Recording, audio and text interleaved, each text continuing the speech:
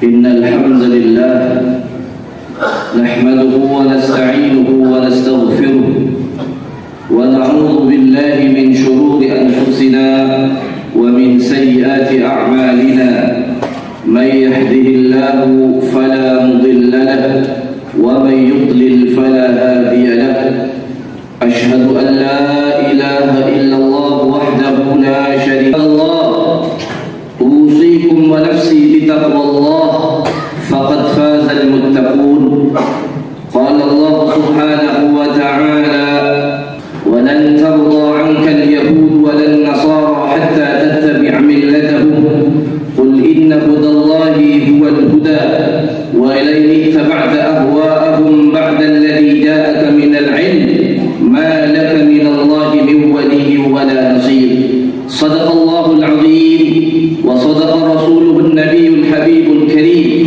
ونحن على ذلك من الشاهدين والشاكرين والحمد لله رب العالمين. معاشر المسلمين وزمرة المؤمنين جامعة رحمكم الله. Jamaah salat Jumat yang dimuliakan Allah Subhanahu wa taala. Tema khutbah kita hari ini saya angkat tema hijrah dari peradaban dan pemikiran barat kepada peradaban dan pemikiran Islam. Di tahun baru Hijriah ini,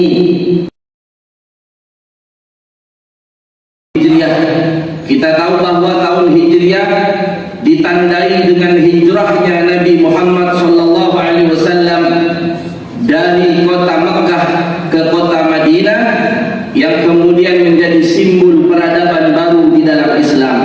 Maka dalam konteks kita hari ini adalah hijrah, bukan perpindahan tempat, tapi sebagaimana yang disebutkan oleh Nabi SAW, hijrah kata Nabi apa? Al-muhajiru man hajar manahallahu anhu. Orang yang hijrah adalah yaitu hijrah dari apa yang dilarang oleh Allah Subhanahu wa taala. Maka pada tema khutbah hari ini saya angkat tema hijrah dari peradaban barat atau pemikiran barat, yakni pemikiran orang-orang kafir kepada pemikiran Islam. Tidak sedikit saat ini umat Islam yang rajin berjamaah ke masjid, mungkin rajin sholat, rajin mengikuti majelis-majelis ta'lim, maka dari mereka tidak sedikit budaya mereka, gaya hidup mereka, pola pikir mereka adalah pola pikir orang-orang barat. Apa contohnya? Banyak dari umat Islam yang rajin ngaji, rajin sholat, ketika mendengar teriakan tegakkan syariat Allah, tegakkan syariat Islam, mereka sangat alergi. Kenapa? Karena pendidikan dari kecilnya adalah pendidikan barat. Maka wajar kalau dia menolak syariat Islam.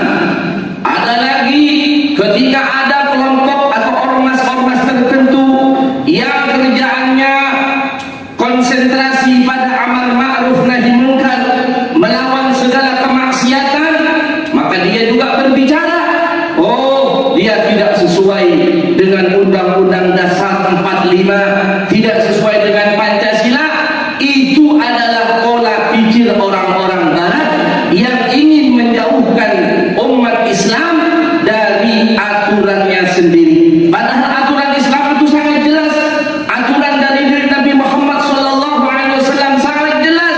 Sebagaimana tadi di awal saya sampaikan ayat Quran surah Al-Baqarah ayat 120, Allah berfirman, walan tardha 'ankal yahud walan nasara hatta tattabi'a millatahum. Sekali-kali Yahudi dan Nasrani tidak akan ridha kepadamu wahai Rasulullah, termasuk juga kepada umatmu, hatta tattabi'a millatahum, sampai kamu mengikuti millah mereka, sampai kamu mengikuti ajaran mereka, sampai kamu mengikuti gaya hidup mereka. Kemudian ayat berikutnya Allah jelaskan apa? Qul in inna hudallahi huwal huda.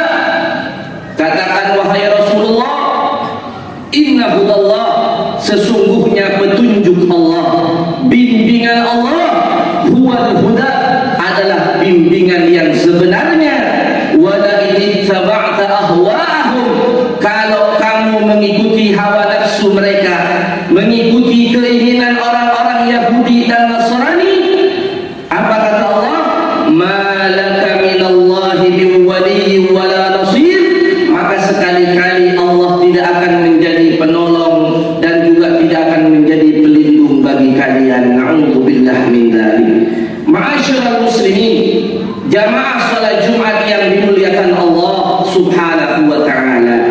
Peradaban barat atau pola pikir orang-orang barat, pola pikir orang-orang kafir adalah lebih mengutamakan kehidupan dunia atau cenderung materialistis, yang dilihat hanya nampak di dunia saja tanpa dia memikirkan dimensi ukhrawi atau dimensi agama. Sementara peradaban Islam, pemikiran Islam adalah lebih mengutamakan kehidupan akhirat tanpa melupakan kehidupan dunia. Di dalam Al-Quran disampaikan oleh Allah, wabtaghi fima ataqallahu daral akhirah, carilah oleh kamu, wabtaghi fima ataqallah, dari apa yang telah Allah berikan kepadamu, ad-darul akhirah, kehidupan akhirat. Karena kita hidup di dunia ini adalah tujuan akhirnya adalah akhirat. Kita hidup di dunia ini mungkin 60 tahun, 70 tahun, atau 80 tahun. Nanti ada kehidupan berikutnya namanya alam barzakh, alam kubur. Setelah kubur ada ba'ats, ada kebangkitan, kemudian ada mahsyar. Di situ juga ada surga dan neraka. Maka tujuan orang-orang yang beriman harus jelas, tujuan akhirnya adalah akhirat. Maka Allah perintahkan dari awal, carilah dari apa yang telah Allah berikan kepadamu, ad-darul akhirah, kehidupan akhirat. Kita kerja di dunia tidak lain tujuannya untuk akhirat. Kita belajar di dunia tujuannya semua akhirat. Kita bersenang-senang di dunia semua untuk akhirat. Wala tansa nasibaka minad dunya, tapi jangan lupakan kehidupan dunia. Jangan akhirat saja, Allah juga berikan porsi untuk dunia. Wala tansa nasibaka minad dunya, jangan kamu lupakan bagianmu di dalam kehidupan dunia ini. Wa ahsin kama ahsanallahu ilaik, wala tafdhil fasada fil ard, innallaha la yuhibbul mufsidin.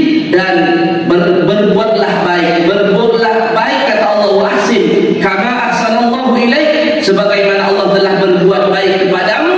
Wala tabghil fasada fil ard, jangan melakukan kerusakan di muka bumi, sesungguhnya Allah tidak suka kepada orang yang melakukan kerusakan. Ma'asyiral muslimin, jamaah salat Jumat yang dimuliakan Allah Subhanahu wa taala. Dalam hadis yang sahih, Rasulullah sallallahu alaihi wasallam menyampaikan bahwa ini juga di antara dalailun nubuwah, tanda-tanda kenabian Nabi Muhammad sallallahu alaihi wasallam, bahwa di akhir zaman umat Islam sudah banyak meninggalkan ajaran Islam sendiri, lebih memilih kehidupan, lebih memilih gaya hidup orang-orang Yahudi dan Nasrani. Apa kata Nabi? Riwayat Imam Bukhari, Rasulullah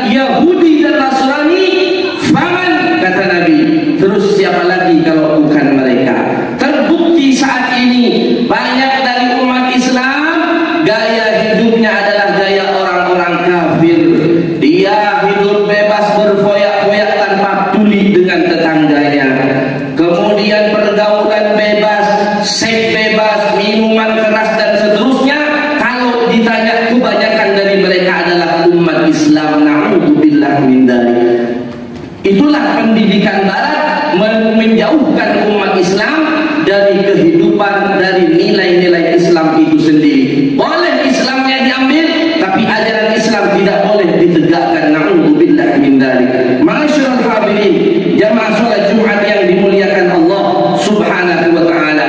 Sebagai kesimpulan dari khutbah singkat kita hari ini adalah, maka momentum tahun baru Hijriah ini harus kita yang berubah tiga. Pertama adalah hijrah personal.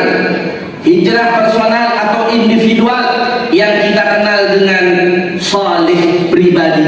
Kita dituntut oleh Allah, bahkan kita berharap anak-anak kita menjadi orang yang saleh, yang taat kepada Allah Subhanahu wa taala. Ini namanya hijrah personal atau saleh pribadi. Tidak cukup hanya saleh pribadi. Kemudian yang kedua adalah hijrah sosial, yaitu menjadi muslih. Orang tersebut di samping saleh, taat kepada Allah Subhanahu wa taala, melaksanakan perintah, menjauhkan larangan Allah Subhanahu wa taala, dia juga peduli dengan lingkungan, melakukan amar ma'ruf nahi mungkar. Kalau ada di sekitar rumahnya, di lingkungannya ada kemaksiatan, dia melakukan pencegahan agar tidak datang bala dan musibah dari Allah Subhanahu wa taala. Dan yang ketiga adalah saleh pribadi, saleh sosial, dan juga saleh peradaban dan pemikiran kepada pemikiran Islam. Itulah yang diinginkan oleh Allah Subhanahu wa taala dari kita umat Nabi Muhammad sallallahu alaihi wasallam. Saleh pribadi, kemudian menjadi muslim, saleh sosial, dan juga dalam pemikiran dan peradaban kita tetap menggunakan peradaban yang dibawa oleh Nabi kita Muhammad sallallahu alaihi wasallam. Semoga Allah Subhanahu wa taala senantiasa istiqomahkan kepada kita. Allah berikan bimbingannya kepada kita untuk kita menjadi ketiga-tiganya, menjadi orang yang saleh, menjadi orang yang muslim, dan juga menjadi orang yang berperadaban Islam. Amin ya rabbal alamin. Barakallahu li wa lakum fil Qur'anil azim wa nafa'ani wa iyyakum bima fihi minal ayat wa dhikril hakim wa taqabbal